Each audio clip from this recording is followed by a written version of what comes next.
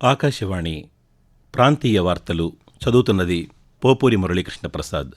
ముఖ్యాంశాలు: real time governance society RTGS కార్యకలాపాలపై ఉన్నత స్థాయి సమీక్ష నిర్వహిస్తున్న ముఖ్యమంత్రి నారా చంద్రబాబు నాయుడు 2030 నాటికి క్షయవ్యాధిని పూర్తిగా నిర్మూలించే లక్ష్యంతో కేంద్ర రాష్ట్ర ప్రభుత్వాలు పనిచేస్తున్నాయని పేర్కొన్న మంత్రి వై సత్యకుమార్ యాదవ్ గడిచిన 2 ఏళ్లలో రాష్ట్రంలోని దేవాలయాల అభివృద్ధికి పలు చర్యలు చేపట్టామని వెల్లడించిన మంత్రి ఆనం రామనారాయణ రెడ్డి మాదక ద్రవ్యాల నియంత్రణకు నిరంతరం తనిఖీలు నిర్వహిస్తున్నామని తెలిపిన ఈగల సంస్థ ఐజీ ఆకే రవికృష్ణ.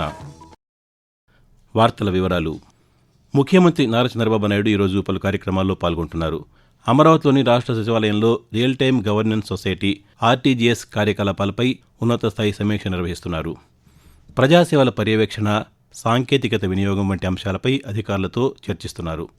అనంతరం మధ్యాహ్నం స్వర్ణాంధ్ర విజన్ 10 సూత్రాల అమలుకు సంబంధించిన అవగాహన ఒప్పందం ఎంఓయు కార్యక్రమంలో పాల్గొంటారు. సాయంత్రం ముఖ్యమంత్రి హైదరాబాద్కు బయలుదేరి వెళ్లనున్నారు. అక్కడ బసవతారకం క్యాన్సర్ ఆసుపత్రి రజతోత్సవ వేడుకల్లో పాల్గొంటారని అధికారులు తెలిపారు.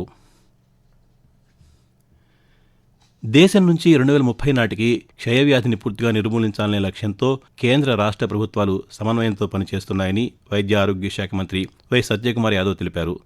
తూర్పుగోదావరి జిల్లా రాజమహేంద్రవరంలో నిర్వహించిన టీబీ ముక్త్ భారత్ అభియాన్ కార్యక్రమంలో మంత్రి పాల్గొన్నారు.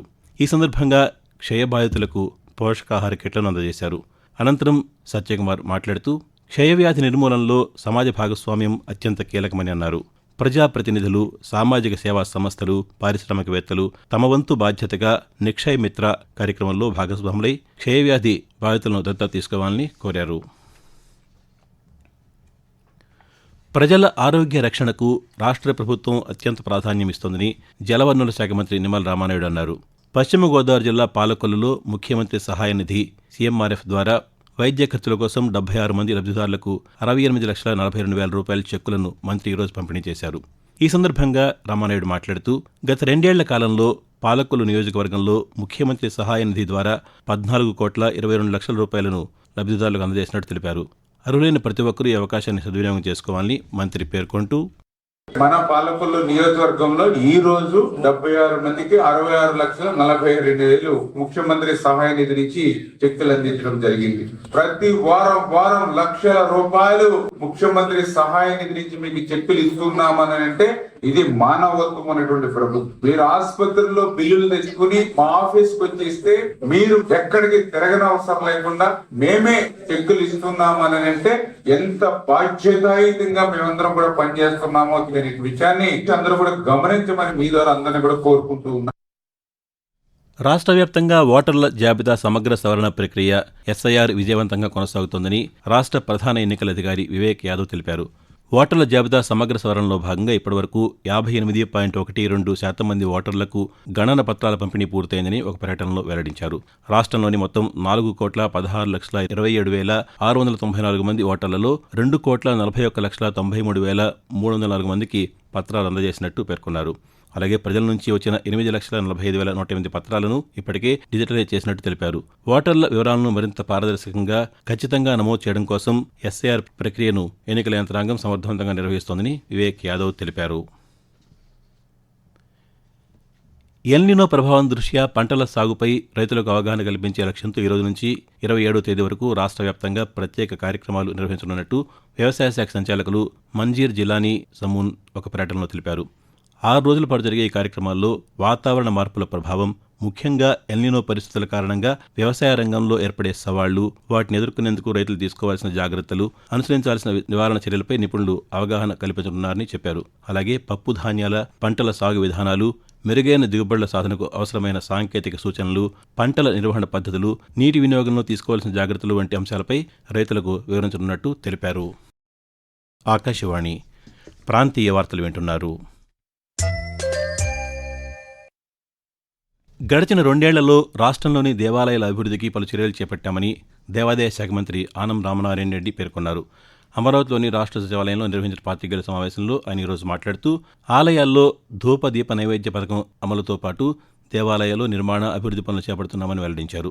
పట్టణ, గ్రామీణ ప్రాంతాల్లో భజన మందిరాల నిర్మాణానికి నిధులు కేటాయిస్తామని మంత్రి తెలియజేస్తూ 6,137 ఆలయాల్లో ధూపదీప నైవేద్యం స్కీమ్ లో 73 కోట్ల రూపాయలు ఖర్చయ్యే విధంగా ఇవాళ పనులు ప్రారంభించి మొదలుపెట్టి చేస్తూ వస్తుంది. ఎక్కడైతే మాకు ఆలయం లేదు, ఆలయం కావాలని అడుగుతారు, ఆ యొక్క ఆలయాలు నిర్మాణానికి మొదటగా 5,000 ఆలయాలను నిర్మాణం చేయాలని చెప్పి ఇవాళ అమలు పరుస్తూ ఈ శ్రీవాణి భజన మందిరాల్ని 3 కేటగిరీల కింద చేయడం జరిగింది. ఈ యొక్క స్థలాల్ని చూపించగలిగితే అక్కడ ఆ ప్రాంతంలో ఈ భజన మందిరాల ఏర్పాటుకి నిధులు కేటాయిస్తున్నాం.